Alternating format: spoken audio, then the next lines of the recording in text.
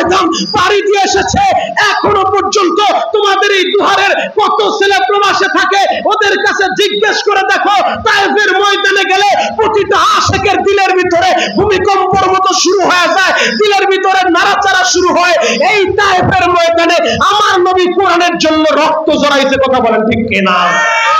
গত মাসে শায়েখ ইলিয়াসুর রহমান জিহাদি হাফিজাহুল্লাহ এবং আমি মনিরুল ইসলাম শরীয়তপুরি, আমি আমার মা বাবা সহ আমরা গিয়েছিলাম সেই তায়েফের ময়দানে। যতবার আল্লাহ মক্কা মদিনায় নেয় ওই তায়েফের ময়দানে যাই। কেন যাই জানো? যদিও তায়েফের ময়দানে যাওয়া হজের কোনো অংশ না, উমরার কোনো অংশ না। কেন যাই জানো? ওই তায়েফের ময়দানে আমার নবীর রক্তটা ওই তায়েফের জমিনে লেগেছিল। তায়েফের বেঈমানগুলা আমার নবীরে পাগল বলে বলে পাথরগুলা মারছে। আরে যুবক, তায়েফের উশৃঙ্খল বদমাইশ যুবকগুলা আমার নবীরে পাগল বলে বলে পিছন দিক থেকে এমন ভাবে পাথরগুলা মারছে। ও আমার দুহারের ভাইরা, আমার নবীরে পাগল বলে বলে পাথর গুলাম মাইরা একই দিনের ভিতরে বেলা 10টা থেকে 5টা পর্যন্ত তিনবার আমার নবীরে বেহুশ করে ফেলছে। হুশ ফিরার পর আবার তারা পাথর মারে। নবী যখন বেহুশ হয়ে পড়ে আছে, আল্লাহর নবীর ওই সফর সঙ্গী ছিলেন তার পালক পুত্র যায়েদ ইবনে হারেসা। যায়েদ ইবনে হারেসা তায়েফের বাড়ি বাড়ি যাইয়া তায়েফের মহিলাদেরকে ডাক দিছে, ও তায়েফের মহিলারা, তোমরা এক গ্লাস পানি দাও গো। আমার বাবা মুহাম্মদ 3 দিন যাবত কোনো খাবার খায় না। আমার বাবা বড় আশা নিয়া এই তায়েফের ময়দানে আসে, কারণ মক্কা থেকে প্রায় 100 কিলোমিটার দূর ওই তায়েফের ময়দান গো বাবা।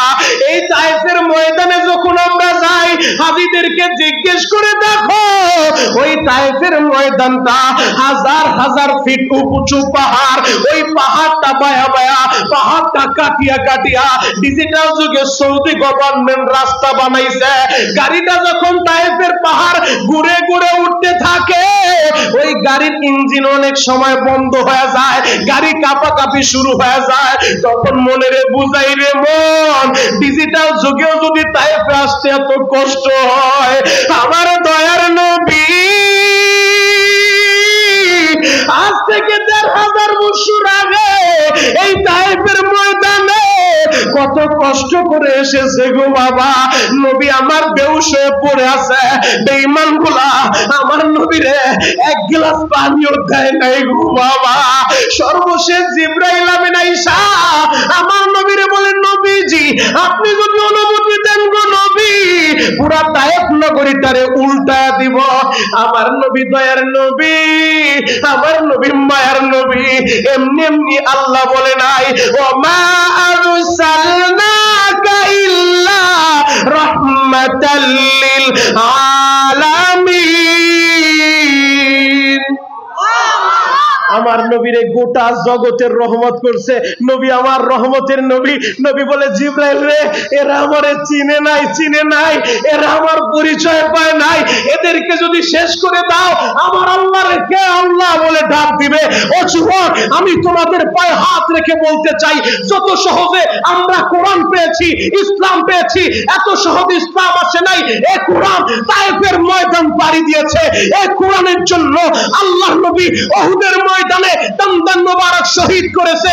নবীর 70 জন সাহাবী নিজের জীবনটা বিলিয়ে দিয়েছে এই কোরআনের জন্য। বদরের ময়দানে 14 জন সাহাবায়ে কেরাম নিজের জীবনকে উৎসর্গ করে দিয়েছে এই কোরআনের জন্য। মদিনা থেকে 700 কিলোমিটার দূর তাবুকের প্রান্তরে আল্লাহ নবী তার সাহাবীদেরকে পাঠিয়েছিলেন। কেন জানো? এই কোরআন প্রতিষ্ঠার জন্য, দ্বীন প্রতিষ্ঠার জন্য। যে কোরআন উহুদ পাড়ি দিয়ে এসেছে, যে কোরআন বদর পাড়ি দিয়ে এসেছে, যে কোরআন তাবুক পাড়ি দিয়ে এসেছে, যে কোরআন খন্দক পাড়ি দিয়ে এসেছে, ওই কোরআন টিকিয়ে রাখার জন্য যদি আবার উহুদের দরকার হয়, যদি আবার বদরের দরকার হয়, যদি আবার খন্দকের দরকার হয়, দুহারের যুবকেরা কে কোন দল করে আমি দেখতে চাই না। কোরআনের জন্য, ইসলামের জন্য, নবীর জন্য দরকার হলে তোমরা কারা কারা রক্ত দিতে পারবা, জীবন দিতে পারবা, পাল্লা দিতে পারবা, হাত খোলা দেখায়া দাও।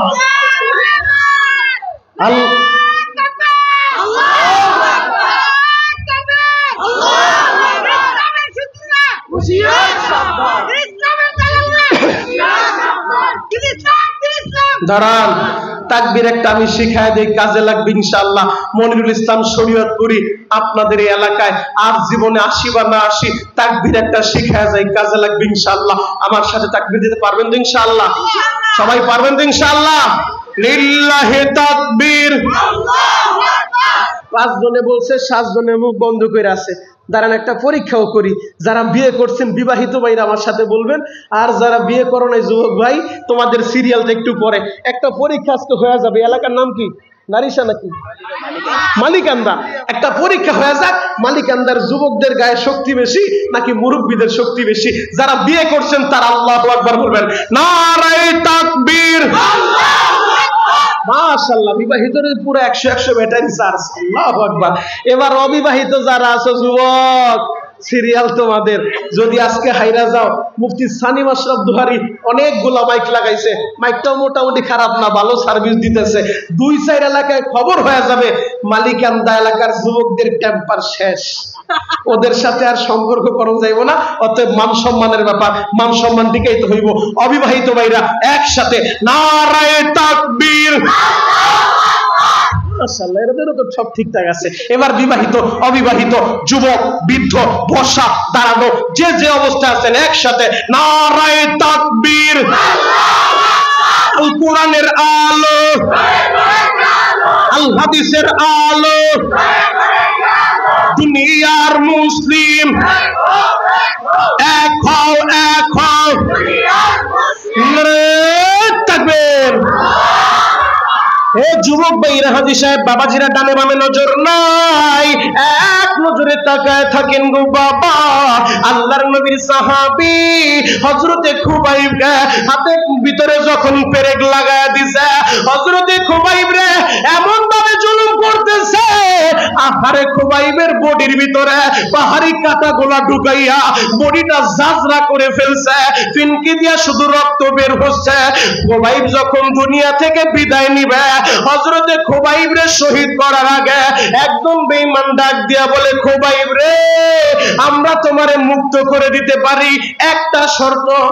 বলে কি শর্ত? আমারে মুক্ত করে দিবা, আমারে তোমরা শহীদ করে দিবা, আমার বডিটা ক্ষত বিক্ষত করে ফেলছো, এখন কোন শর্তে আমারে মুক্তি দিতে চাও? বলে একটা শর্ত। বলে কি সে শর্ত? সেই শর্তটা হলো, ও খুবাইব তুমি শুধু একবার বলবা তোমার এই জায়গায় তোমার পরিবর্তে নবী মুহাম্মদকে উঠায়া শাস্তি দেওয়া হোক। নাউজুবিল্লাহ বলেন।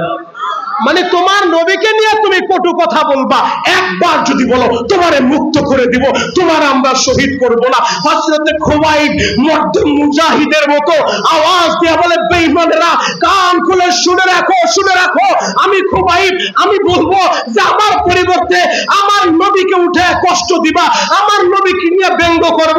আরে না না না, আমি তো নবীর আশিক, আমি নবীর সাহাবী, আমি আমার জীবনের চেয়ে আমার নবীকে ভালোবাসি। আমি খুবাইব তো এটাও বরদাস্ত করব না আমার নবী রাস্তা দিয়ে হেঁটে যাবে, তার পায়ে একটা কাঁটার আঘাত লাগবে, আমি খুবাইব সেটাও মানব না। আল্লাহু আকবার। আশিক কাকে বলে? সাহাবায়ে কেরাম নবীর ইজ্জতের জন্য নিজের গর্দান দিয়েছে, নবীর বেইজ্জতি হতে দেয় নাই, ইসলামের জন্য জীবন দিয়া দিয়েছে, তারপরে বাতিলের সামনে মাথা নত করে নাই। কথা বলে ঠিক কিনা? সেই সাহাবাওয়ালা ঈমান আল্লাহ আমাদের কানতে বলছে। আল্লাহ বলছে, আমিনু কামা আমানান নাস, আমার ঈমানদারেরা তোমরা ঈমান আনবা। কেমন ঈমান আনবা? নাস দ্বারা সাহাবীদেরকে আল্লাহ বুঝাইছে সাহাবাওয়ালা ঈমান তোমরা আনো। মুহতারাম হাজিরিন, যেই কথাটা বলতে চাই, খুবাইবকে সর্বশেষ বলতেছে, বেঈমানেরা শহীদ হওয়ার আগে, খুবাইব রে তোমার জীবনের শেষ কোনো ইচ্ছা আছে, শেষ কোনো চাওয়া আছে থাকলে আমাদেরকে বলতে পারো। কারণ ফাঁসির আসামিকেও সর্বশেষ জিজ্ঞেস করা হয় তোমার শেষ কোনো চাওয়া আসেনি? এবার আমার দিকে তাকায় থাকেন, এখন কাঁদতে বলছি, যুবক কাঁদবা। খুবাইবকে যখন জিজ্ঞেস করছে তোমার শেষ কোনো ইচ্ছা আসেনি, হযরতে খুবাইব বলে, আমার জীবনের শেষ একটা ইচ্ছা আছে, আমি জানি না তোমরা আমারে সুযোগ দিবানি। বলে তোমার জীবনের শেষ ইচ্ছাটা কি? হযরতে খুবাইব বলে, আমি শহীদ হওয়ার আগে আমি আমার আল্লাহর কুদরতি কদমে আমার কপালটা লাগাইতে চাই, কপালটা লাগাইতে চাই। আমি 2 রাকাত সালাত আদায় করতে যাই। বেঈমানগুলা বলল ঠিক আছে যাও, তোমারে নামাজ পড়ার সুযোগ দিব, তোমারে নামাজ আদায়ের সময় আমরা দিব। এবার খুবাইবরে যখন নামাজের সুযোগ দিল, কোরআনটা বদরের ময়দান পাড়ি দিয়ে এসেছে, এই কোরআনটা উহুদের ময়দান পাড়ি দিয়ে এসেছে, এই কোরআনটা